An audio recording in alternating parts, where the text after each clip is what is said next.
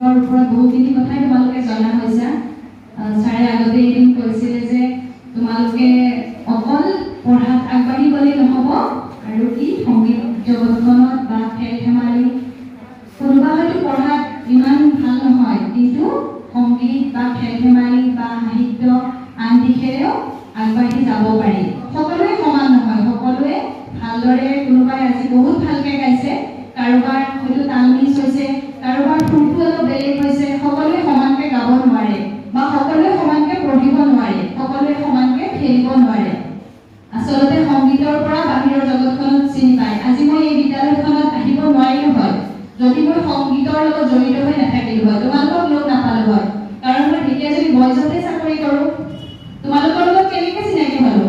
মই যিহেতু সংগীত ভাল পাওঁ, সেইকাৰণে মোক ভাললৈ ফুৰাই চিনি পালে আৰু তোমালোকৰ লগত চিনাকি কৰাই দিলে। আৰু তোমালোকৰ লগত থাকি বিৰাট ভাল লাগিছে। আশা কৰিছোঁ আগন্তুক দিনত তোমালোকে আৰু ভাল ৰিজাল্ট কৰিবা, আমাৰ ভাল ভাল গীত গাবা, সংগীত বিদ্যালয়ৰ নাম ৰোচন কৰিবা। এইখিনিকে কৈ মোৰ বক্তব্য সামৰণি মাৰিছোঁ। ধন্যবাদ।